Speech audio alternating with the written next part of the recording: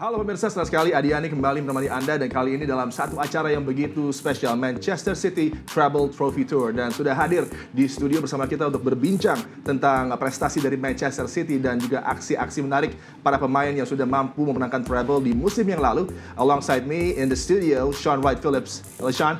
Hi. It's a pleasure to have you here in the studio. I'm going to ask you a bit about Manchester City, the challenges of achieving the goal, which is the treble, which is amazing. So the first question would be for you, of course. This is not, of course, your first time here in Indonesia. You were here before. And your thoughts about Indonesia right now? I love it, hence why I came back. When I got off the plane, we had like warm reception, a lot of people smiling, happy, and today's been nice as well, meeting a lot of new people, seeing a lot of football fans in general, and obviously City fans, so it's been fantastic so far. Yeah, you've been here for a bit, and have you experienced the Indonesian food as well? Yes, first thing we all did last night is we sat by the port of the hotel and had some Indonesian foods. And you are here with the trophies that Manchester City won last season, and your thoughts about the team and their achievements, Shaun. My thoughts about the team is, in many ways, there's not many words to describe it. I think people sometimes look at it as it's just a physical aspect and they should be able to do this, they get paid to do it. But I think in terms of what they did and how they did it, it takes a lot of mental challenges that they came up against and stood up tall to and got the result at the end of it. I think there was a lot of key fixtures last year, especially in the run-up to winning the Premier League, and always look back at the Jack putting Man City 2-1 up against Arsenal at the Emirates. I think that was a massive turning point. And then obviously the game against Liverpool at the Etihad, where it's obviously 1-1 at half time and Emerald and Kev taps it in a goal. I think performances like that push them on to pick up this title again. Yeah. Shaun, how about Man City's current squad? Do you think this squad have the same quality to replicate last season's achievements?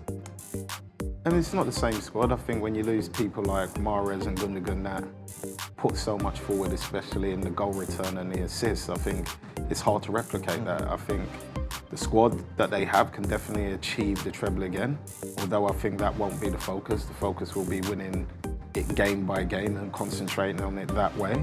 But I think with the players that's come in, I think they're in a stronger position in a different way to win it. I think they have more dynamics to their team and more routes of attack. And now, after so many successful years for Manchester City, how do you see the growth of the fans in Asia, and especially in Indonesia? The growth is growing really, really quickly. I've been doing the trophy tours and the tours around the world with the club, I think, for maybe three years now. And every time I've gone back, it's just got bigger and bigger and bigger. And I think success also helps that. But I think the fact that City come out to all these places and give their fans something that they might not be able to ever see, or in some cases can't afford to get over to England to watch a Premier League match, to City in a way bring it to them and just to show the love and say thank you for all the support. And talking about your career, you started with Man City in the second division and with different managers as well. Tell me about the struggle you had in the early days of your career with City. Didn't really have any struggles, to be honest with you. I think coming from where I came from in South London, playing football was something you dreamed of as a kid, and I got a chance to play with it, do that at Manchester City. So it was all about enjoyment and making the fans happy, trying to score goals, trying to create chances for the strikers to score goals, and just enjoy the ride and the journey. Yeah. And according to you, which was your best season playing for Manchester City? Everybody says it, but I'd say the first spell. I think in a way there was a lot of naivety towards the way that I played, that it didn't bother me who we played against or who I came up against. In my head, I was going to go past him. I think as I got older and understood the game a lot more, my game slightly changed, and that comes with football, I think. And do you think prime Shaun Wright-Phillips, can he play in this current Pep Guardiola Manchester City juggernaut? Pep Guardiola, can I play in this team in my prime career? No, I don't know. I would like to think, yeah, I back myself in my prime to be able to do what Pep needed me to do for the team. And when you left the first time, when you left City the first time, a lot of fans presumed that it was purely your decision, but in fact it wasn't. In fact, maybe it was financial that made you make the move away from Manchester City. Well, as a kid, I was a bit immature to think that it was more possible now, but my mindset was I just thought I'd play for City until obviously it was time for me to retire, and end up being sold under Stuart Pearce's reign, if I remember correctly. And it wasn't until a year later that I actually found out the reason. And the reason was that if they didn't sell me, the club basically would have gone into administration. And the next question would be, when you re-signed with Man City, it was just a couple of days before Sheikh Mansour took over the club. What was the atmosphere around the club like when the takeover happened? You could feel the excitement in the air. I think when a sheikh takes over and lays out the structure and the way he wants to do things and over how many years, and they start executing along the way, I think the excitement grew with that, and I think the rewards for everything they're doing and what they're still doing is us being here with the trophies and being able to have City fans here see all the trophies, take pictures with it, and in some cases have other legends here, and when they do go on tour, have the players there at training and they get to see open training, and I think that's the success of what was in the Sheikh's plans all along. And then of course we have to go into this question, maybe you've been asked this a million times, but how did you feel when Aguero scored that goal? Because at the time you were playing for QPR, but of course you are a City player and you're a City fan as well. So how was that? I'm also a professional. Went there to do a job, didn't we? We actually went there to win, and me, Joey Barton and Nathan, we spoke about it for a long time in the build-up. It was like, we just couldn't believe out of all the games to play, this is the one we could stop our club effectively winning the title. But it worked out perfectly for both parts. I think QPR stay up and Man City win their first league. And we was there in a way to witness it all happen. So now we're going to ask Shaun about maybe something about you personally. We know you as a great football player, but maybe not a lot of people know that you also are a DJ. You have that passion about music. And can you tell us a bit more about Shaun Wright-Phillips, the DJ? To be honest, those days are behind me now. Yes, when I was younger, especially in secondary school, I wasn't the best behaved kid. I used to bunk school, I hope mum's not listening to this, and go and buy like vinyl so that we could DJ on the 1210 techniques that I used to have. So I did go through that stage, then I went through a stage of producing music as well. I'm a massive music fan, a lot of my friends are into it, so that part is still there, and at some point I will get back into it. So back in the days in the locker room, you're in control of the music that sets up the tone? Actually not, no. I stayed away from it, to be honest with you. If I just wanted to listen to something specific, I would just put my headphones on. And you play alongside great wingers throughout your career, like the likes of Theo Walcott, Aaron Lennon, Joe Cole, Craig Bellamy. In your opinion, is there a big difference between the winger role in modern football and maybe in the past when you were still playing?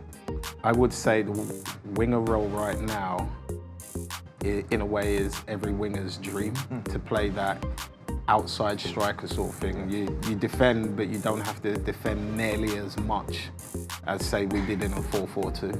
So right now it would be perfect. And it seems like you're a big fan of Jeremy Doku.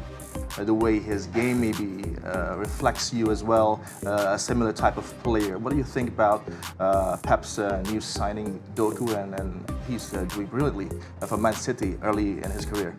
I think he's done fantastic. I think in his first game you could see it was a bit somebody that's going to take shots from outside the box, who Alvarez, Phil Foden, they do that a lot, and even Rodri is doing it as well.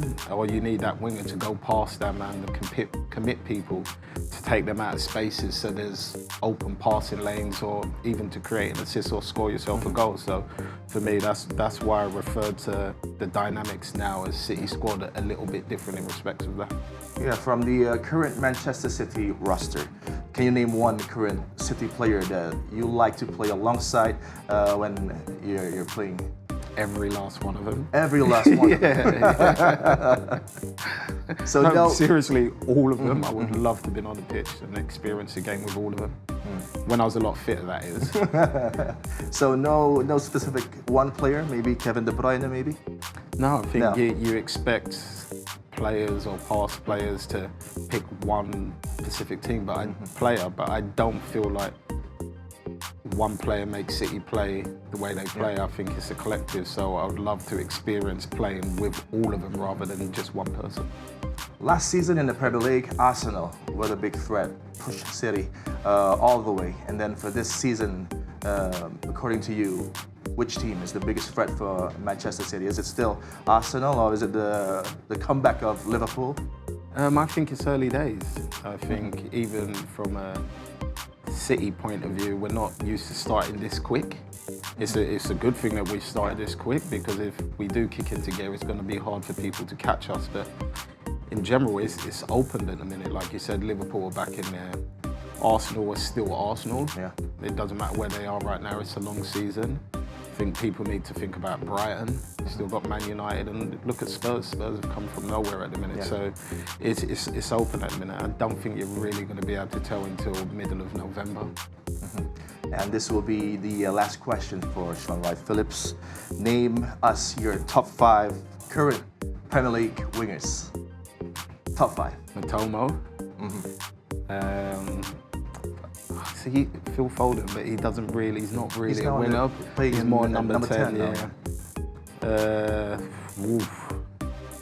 There's one that, it's harder than you think, because there isn't that many wingers, well, old school traditional wingers in the Premier League at the minute, but I'd definitely put Doku in there with what he's shown so far. Can I ask you why Mitoma comes up very quickly? I love the way he plays. Like, I'm a massive fan of him, and I really enjoy watching him play. He's just fearless. The way he dribbles with the ball, the way he manipulates it, the way he brings his teammates into play, it's brilliant to watch him. Okay, thanks very much, Shaun, for your time. It's been an honor for us. Demikianlah pemirsa interview singkat kita di Manchester City Treble Trophy Tour kali ini, dan terima kasih banyak atas atensi Anda. Yani undur diri dan sampai jumpa.